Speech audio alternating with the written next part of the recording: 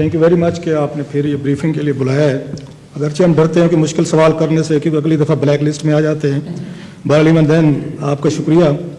2-4 ساری بڑی امپورٹنٹ چیزیں ہیں جو میرا خیال ہے ان کے کچھ کوشچن جو ہیں عوام کے آپ سے بنتے ہیں.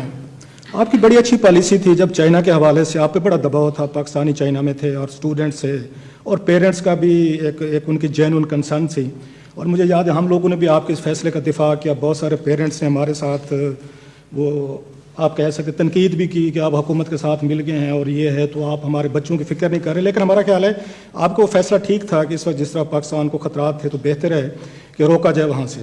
لیکن ہم نے پھر دیکھا جس پہ آپ پہ بڑی تنقید آ رہی, زلفی بخاری صاحب کا بڑا نام آ رہا ہے کہ آپ کی وہ جو لاک ڈاؤن والی پالیسی تھی, بارڈر سیل کرنے والی اس کے چائنا کے ساتھ, آپ وہ یہ کام ایران کے بارڈر پہ نہیں کر سکے. ہم یہ نہیں کہہ رہے کہ آنا چاہیے تھا, ہمارے پاکستانی ہیں, بھائی ہیں اور وہ زرعین ہمارے لیے بھی اتنے امپورٹنٹ ہیں.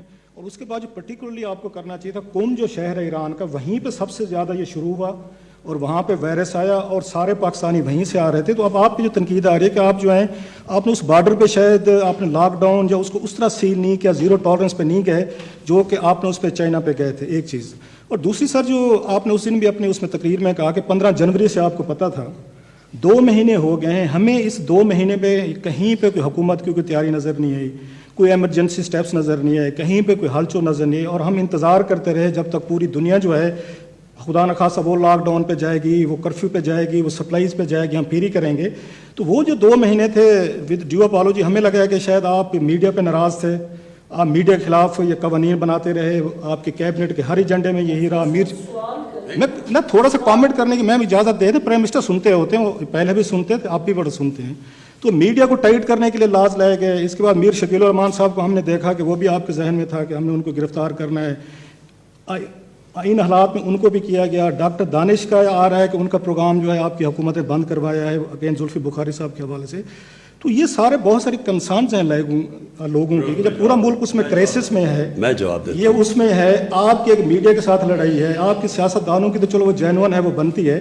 تو ایران کے بارڈر کے حوالے سے آپ کی دیگر سٹیپس, ہمیں 2-3 مہینے ٹائم تھا بڑا آپ کے پاس جو میرا خیال ہے یوٹیلائز ہونا چاہیے تھا اور وہ یوٹیلائز نہیں ہوا. بہت شکریہ. اچھا رف, دیکھیں بات سنیں, اس اوکیزن کو استعمال کریں تاکہ لوگوں کو کرونا کے ایشوز کے اوپر سمجھ ہو. اس وقت پاکستان کے اندر بڑا ضروری ہے, میں آپ کو بار بار ایک چیز کہہ رہا ہوں کہ افراتفری نہ مچے. ڈینجر, خطرہ پاکستان کو کرونا سے زیادہ افراتفری میں غلط فیصلے کرنے کا, وہ فیصلے کرنے کا جس کے اثرات کرونا سے زیادہ برے ہوں. اس لیے اس کو اس کے لیے استعمال کریں. آپ یہ ساری جو چیزیں نام لے کے آ رہے ہیں لوگوں کے اور میڈیا کے اوپر, میں پہلے ایک میڈیا کے اوپر آپ کو بات کہتا ہوں. جس طرح کی میڈیا کو پاکستان میں آزادی ہے, میں چیلنج کرتا ہوں آپ کو کسی مغربی ڈیموکریسی میں مجھے بتا دیں. میں مغربی کی ڈیموکریسی کو سمجھتا ہوں, میں نے اپنی زندگی کے 20 سال یا گرمیاں وہاں گزاری ہوئی ہیں. مجھے پتہ ہے کہ آپ اگر اس طرح کی باتیں جس طرح کی یہاں ایلیگیشنز لگتی ہیں آپ مغرب میں کریں, جس طرح کے وہاں لائبل لاز ہیں, جو آپ کو فائنز ہوں گے, آپ کے اخبار بند ہو جائیں گے یا آپ کی جو چینلز ہیں وہ بند ہو جائیں گی. اس لیے میرے سے میڈیا کی اس وقت بات نہ کریں, بات کریں کرونا کی. اور میں آپ کو یہ بتاؤں کہ ہم 15 جنوری سے ہماری ٹیم تیار تھی, ہم نے مسلسل اس کی کیبنٹ کے اندر میٹنگز ہو رہی تھی, سوچ رہے تھے کیا کریں.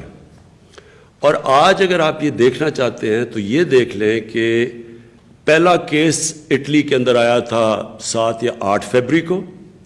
آج اٹلی کا حال دیکھ لیں, پہلا پاکستان میں 26 فروری کو کیس آیا تھا. آج پاکستان میں 6 ڈیتھس ہوئی ہیں. میں آگے کا نہیں جانتا, اللہ سے دعا مانگتا ہوں سارا وقت کہ ہمیں بچائے, لیکن ابھی صرف 900 کیسز ہوئے ہیں اور 6 ڈیتھس ہوئی ہیں. 6 میں سے 4 کینسر کے مریض جن کے بڑے برے حال تھے. پہلے میں پرسپیکٹو میں لے آؤں کہ کچھ تو چیز ٹھیک کی ہوگی. چائنا سے جب ہمیں پتہ چلا, مسلسل چائنیز اتھارٹی سے ہم ٹچ تھے. آپ نے بات بالکل ٹھیک کی کہ ہمیں بھی بڑا پریشر تھا.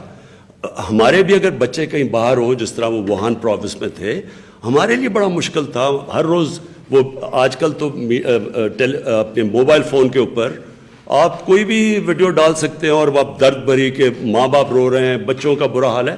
بڑا پریشر تھا. ہم نے اس لیے ہم کامیاب ہوئے کیونکہ چائنا کے اندر بڑا زبردست کنٹرول تھا. انہوں نے باقاعدہ ہم ان ٹچ رہے. میں نے پریزیڈنٹ شی سے خود بات کی اس کے اوپر. وہ مسلسل انہوں نے ہمیں بتاتے رہے کیا ہو رہا ہے, بچوں کا کیا حال ہے, کیا کنٹرولز کر رہے ہیں. اور چائنا سے ایک مریض نہیں آیا. ایران میں کیا ہوا؟ جب تافتان کے اندر لوگ آئے تو بدقسمتی ہماری یہ ہے کہ ہم ایران سے بھی ان ٹچ تھے, لیکن مسئلہ یہ ہوا کہ ایران میں جس طرح جب پھیلی تو ایران اس سے اس طرح ڈیل نہیں کر سکا جس طرح چائنا نے کیا. نہ ان کی پتہ نہیں سینکشنز کی وجہ سے, جو بھی وجہ ہے, ایران کے پاس نہ وہ کنٹرولز تھے نہ وہ وسائل تھے. وہ آ کے بیٹھ گئے تفتان بارڈر کے اوپر. اب وہ پاکستانی تھے, ہم نے کوشش بھی کی کہ وہاں کوارنٹین میں رہیں. ایران کے لیے کیونکہ خود مسئلے تھے, ہمیں مسئلہ ہو گیا. اب ہم کیا کرتے, ان کو نہ لیتے. یہاں کیا ہوا کہ یہاں سے ڈاکٹر ظفر یہاں سے تافتان گئے. یہ کوئی 27-28 فروری کو آپ تافتان گئے ادھر. ہاں, تو وہاں گئے, وہاں جا کے انہوں نے فیسلٹیز دیکھی. ہم مسلسل وہ ان کے ساتھ ان ٹچ تھے جو جام کمال تھے بلوچستان کے چیف منسٹر سے. وہاں تو تھا ہی کچھ نہیں. آپ اگر وہ تفتان میں جا کے دیکھیں وہ تو ویرانے کے اندر ہے. 700 کلومیٹر تو کوئٹہ سے ہے. اس کے بعد بڑی مشکلوں سے ہم نے فوج کے ساتھ مل کے وہ کوئی میک شفٹ وہ لے کے گئے وہاں. ایک وہ کیا تھی, وہ ٹیسٹنگ تھی. نہیں, وہ جو ہم ایک ٹیسٹنگ اکوپمنٹ لیب لے کے گئے, وہاں سے بڑی مشکلوں سے وہ پہنچائی. وہاں موبائل لیب وہاں لے کے گئے. اب دیکھیں وہاں ایکسپیکٹ کرنا اس ویرانے کے اندر, اور ہم اس کو کنٹرول کر لیتے, یہ ہم سب سے بہت مشکل تھا. آپ کہتے ہیں نا جی تیاری کریں, تو ہمارے سے تو بڑی تیاری اور ملک بھی ہیں.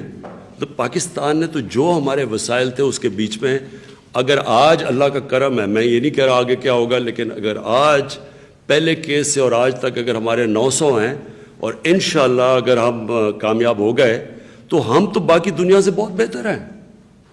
جی شکریہ پرائم منسٹر صاحب. میڈیا کی بالکل بات نہیں کرتے, رہنے دیں, فائدہ ہی کوئی نہیں. میر شکیل کو بھی رہنے دیں. پیمرا کی بھی بات نہیں کرتے, وہ بھی جو کر رہا ہے. نہیں, ایک منٹ صاحب بات سنیں. دیکھیں اس میڈیا ٹاک کا کوئی فائدہ نہیں ہے. اگر آپ نے کرونا کے آگے اور کوئی ایجنڈا لینا تو بات کر, ہم ابھی ختم کر دیتے ہیں میڈیا ٹاک. کیونکہ دیکھیں اس وقت پبلک, میری بات سنیں, ساری پبلک آج گھروں میں بیٹھی ہے. لوگ صرف سننا چاہتے ہیں کہ آگے لائے عمل کیا ہے, لوگوں نے کیا کرنا ہے. یہاں میں اور ایجنڈاز کے اوپر بات نہیں کرنا چاہتا. مجھے پتہ ہے آپ نہیں کریں گے. میں وہی کہہ رہا ہوں کہ ضرورت کوئی نہیں ہے اس کی بات کرنے کی, اور یہ ایجنڈا بھی نہیں ہے ظاہر ہے. لیکن چونکہ رؤوف نے بات کی تو یہ ایک وہ عجیب سا لگتا ہے, کیونکہ ہم بھی آپ کے ساتھ اسی کرونا کے لیے لڑ رہے ہیں, اسی جس سے میں بھی آپ خوش نہیں ہوں گے کہ میں پازیٹیو ہے یا نیگیٹو ہے, لیکن یہ آپ کا بھی ملک ہے, میرا بھی ملک ہے, ہم ساروں کا ملک ہے. تو جو آپ کا جب سے کرونا ہے, آج آپ نے کرفیو کی بات کی. آپ نے کبھی کرفیو کی اپنی پہلی آپ نے تقریر فرمائی جس میں ہمیں آپ نے کرونا بتایا کہ کرونا کیا ہوتا ہے. دوسری آپ نے تقریر فرمائی جس میں آپ نے بتایا کہ لاک ڈاؤن کی تعریف کیا, لاک ڈاؤن ہمیں کیا ہوتا ہے. آپ نے کرفیو کا تو کوئی بھی حق میں نہیں تھا. صوبے علیحدہ چل رہے ہیں, وزیر اعظم پاکستان علیحدہ چل رہا ہے, مرکز علیحدہ چل رہا ہے. آپ کی 48 گھنٹوں کے بعد آپ کے پورے صوبوں نے لاک ڈاؤن کر دیا. آرمی یا D G S P R, اس کے بعد یعنی سندھ, اس کے بعد سارے پنجاب. ہماری مرکز کی کوئی پالیسی نہیں ہے. تیاری کیا ہے؟ آج جس ہاسپٹل میں 12 ہاسپٹلز میں گیا ہوں, سارے ڈاکٹرز رو رہے ہیں, نرسیں رو رہی ہیں, کسی کے پاس کوئی نہیں. ظفر مرزا صاحب ٹویٹر پہ ہیں, سوشل میڈیا پہ ہیں, پریس کانفرنسز میں ہیں. بہت اچھی بات ہے, اللہ کرے کہ یہ نہ ہو. لیکن آپ نے ایک فکرہ بولا ہے کہ کرونا کے خوف سے پینک ہو کے ہمیں نہیں فیصلے لینے چاہیے, لیکن پوری دنیا کرونا میں ڈوبی ہوئی ہے. اس پر بھی کریں, اللہ اس سے نکلے گا, ہم نکل جائیں گے. اور جو احتیاط ڈسپلن اور استغفار اللہ سے, اس میں کوئی شک نہیں ہے. لیکن بیسک چیز یہ ہے کہ مرکز as a prime minister of Pakistan کو لیڈ کرتا ہوا نظر نہیں آ رہا مجھے. یہ اس وقت لیڈ کرنا چاہیے. آپ ابو دا بورڈ ہیں, آپ پاکستان تحریک انصاف کے چیئرمین نہیں ہیں. لٹیرے, ڈاکو, چور, NRO وہ ہم کرتے رہیں گے. اس وقت کرونا کے خلاف ہمیں ایک ہونا چاہیے. آپ کے سوال کا جواب دیتا ہوں. دیکھیں پھر سے میری آپ بات سن لیں. جتنی تیزی سے ہم نے اس کے اوپر کام کیا ہے، میں چیلنج کرتا ہوں کہ باقی کسی ملکوں نے کیا ہو. ہمیں جب سے پہلا کیس آیا اور اب سے آیا، آپ کے سامنے ڈاکٹر ظفر بیٹھے ہیں، ہر روز ہم فالو کرتے تھے اس کو. مسئلہ یہ ہے کہ آج کون سے سٹیپس ہم نے لیے ہیں. آج جدھر ہم بیٹھے ہیں ہم نے کون سے سٹیپس لیے ہیں. میں نے جو شروع میں آپ کو کہا تھا، اور جو میرا اس سے پہلے خطاب تھا، اسے میں نے کیا کہا تھا؟ میں نے یہ کہا تھا کہ لاک ڈاؤن کو، جو کمپلیٹ لاک ڈاؤن کی بات ہے وہ ہے کرفیو. باقی لاک ڈاؤن تو تب سے شروع ہو گیا تھا جب ہم نے نیشنل سیکیورٹی کاؤنسل میں اسکول کالجز بند کرنے شروع کیے. یہ جو لاک ڈاؤن کی ڈیفینیشن ہے یہ دنیا میں ویری کر رہی ہے. کرفیو جو ہے وہ بھی دنیا میں لگ چکا ہے. آپ نے اٹلی میں دیکھا کہ وہاں جو باہر نکلتا ہے وہ پکڑ کے اس کو اٹھا کے جیل میں لے جاتے ہیں. سندھ کے اندر بھی انہوں نے لوگوں کو جیلوں میں ڈالا ہے. ابھی جو ہم نے دیکھ رہے ہیں کہ وہ نکلنے نہیں دیتے. دیکھیں 80th امینڈمنٹ کے بعد صوبے اپنے خود فیصلے کرتے ہیں، ہم صرف ان کو ایڈوائز کر سکتے ہیں. میں نے شروع سے بھی ایک چیز کہی ہے کہ جو آخری سٹیج ہے، جو کرفیو ہے، وہ بڑا سوچ سمجھ کے اور تیاری سے جانا چاہیے. کیونکہ جو بھی آج آپ قدم اٹھائیں گے اس کو سسٹینیبل ہونا چاہیے. یعنی 1 ہفتے کے بعد، 2 ہفتے کے بعد آپ کیا کریں؟ مثلا 2 ہفتے کے بعد اگر یہ اور پھیل گئی پھر کیا کریں گے؟ اگر آپ لوگوں کو پکڑ کے جیلوں میں ڈال رہے ہیں، کیا آپ نے یہ ریئلائز کر رہے ہیں کہ اگر جب آپ پکڑ کے لوگوں کو جیلوں میں ڈالیں گے باہر سے، چانسز تو یہ ہے کہ جیلوں کے اندر کرونا پھیل سکتی ہے.